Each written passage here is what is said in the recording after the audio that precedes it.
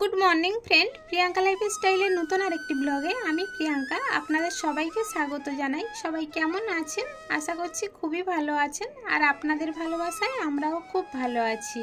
এখন সকাল 7টা মতো বাজে আর এখন থেকেই ব্লগটা শুরু করছি। তবে প্লিজ স্কিপ না করে পুরো ব্লগটা দেখবেন, আশা করছি খুবই ভালো লাগবে। আজকের ঠাকুরের পুজো দিতে দিতেই ব্লগটা শুরু করলাম। সকালের সব বাসি কাজ সারা হয়ে গিয়েছে, তাই ভাবলাম যে সকাল সকাল স্নানটাও সেরে নিয়ে ঠাকুর ঘরের কাজটা গুছিয়ে নিই। আর এই সকাল টাইমে ঠাকুর ঘরের কাজটা সারা থাকলে বেলার দিকে অতটা চাপ থাকে না। এদিকে রান্না বান্নার কাজ সারতে গিয়ে ঠাকুর ঘরে আসতে গেলে প্রায় 12:30 একটা বেজে যাবে। ওই জন্য ভাবলাম সকাল সকাল যখন কাজ সারা হয়ে গিয়েছে আর বসে থাকবো না, ঠাকুর ঘরের কাজটা একেবারে সেরে নিয়ে তারপরে রান্নার কাজে হাত দেব। এদিকে আপনাদের সাথে কথা বলতে বলতে গোপাল সোনাকে সাজিয়ে গুছিয়ে বসিয়ে রেখেছি আর এখন চলে এসেছি ঠাকুর ঘরে ফুল সাজাতে। তবে তৃষ্ণার বাবা আজকের সকালবেলা কাদের গাছ থেকে কয়েকটা কলকে ফুল তুলে এনেছে, তাই একটু শিব ঠাকুরের মাথায় আর ভোলে বাবার যে ষাঁড় রয়েছে ষাঁড়ের মাথায় সাজিয়ে দিয়েছি। আগেকার তুলনায় গাছের ফুল একটু কমে গিয়েছে। পঞ্চজবা তো আগে আপনারা দেখেছেন গাছ ভর্তি ফুল লাল হয়ে থাকতো, এখন কিন্তু তেমন আর ফোটে না। এই 5টা 7টা খুব বেশি হলে 8টা ফুল হয়তো ফোটে গাছে। আর গোলাপি কালারের যে পঞ্চজবা গাছ আছে দেখেছেন, সেই গাছেও ফুল ফোটা কমে গিয়েছে। আজকেরও তো ফুটেছে 4টে ফুল।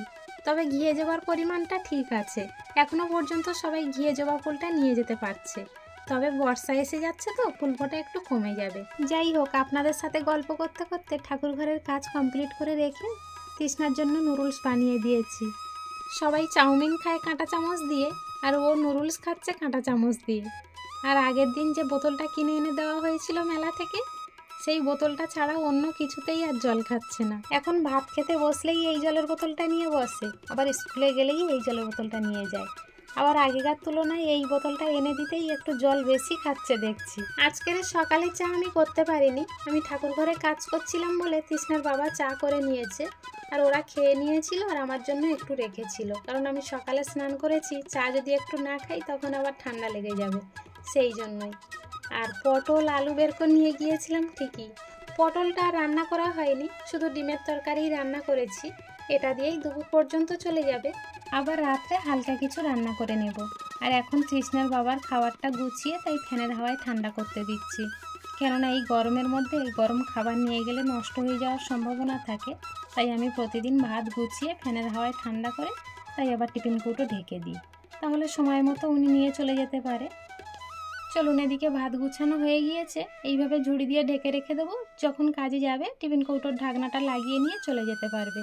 আর সকাল থেকে তৃষ্ণাকে পড়াতে বসতে পারিনি, এখন একটু না পড়াতে বসলে হবে না, সামনে আবার পরীক্ষা। তাই কিছুটা অঙ্ক পাতিয়ে দিচ্ছি, ও অঙ্কগুলো করতে লাগবে, আমি অন্য কাজ করব। অন্য কাজ বলতে ওই থালা বাসনগুলো পড়ে রয়েছে, ওগুলো মেজে আনতে যাব। তৃষ্ণার বাবা গতকালকের একটা কাঁঠাল এনেছিল, সেটা আবার শক্ত কোয়া, সেটা আমি খেতে ভালোবাসি, তৃষ্ণার বাবাও খেতে ভালোবাসে, কিন্তু তৃষ্ণা আবার ওই শক্ত কোয়া খেতে ভালোবাসে না। তাই ওর জন্য এই কাঁঠালটা আজকের এনেছে, তাই সন্ধ্যাবেলা ভাঙছি, গোপালকে আগে দিয়ে তাই সবাইকে দেব। তবে আজকের কাঁঠালটা তৃষ্ণার মনের মতো হয়েছে, গতকালকের কাঁঠালটা ছোট ছোট কোয়া হয়েছিল, খেতে ভারী সুন্দর ছিল। আজকের কাঁঠালটাও ভালো, কিন্তু একটু নরম কোয়া। তাহলে চলুন, ব্লগটা এখানেই শেষ করছি। দেখা হচ্ছে খুব শীঘ্রই নতুন আরেকটি ব্লগের সাথে। ততক্ষণ পর্যন্ত সবাই ভালো থাকবেন, সাবধানে থাকবেন। আর ব্লগটা কেমন হলো অবশ্যই একটা কমেন্ট করে জানাবেন, আর ভালো লাগলে একটা লাইক করে দেবেন।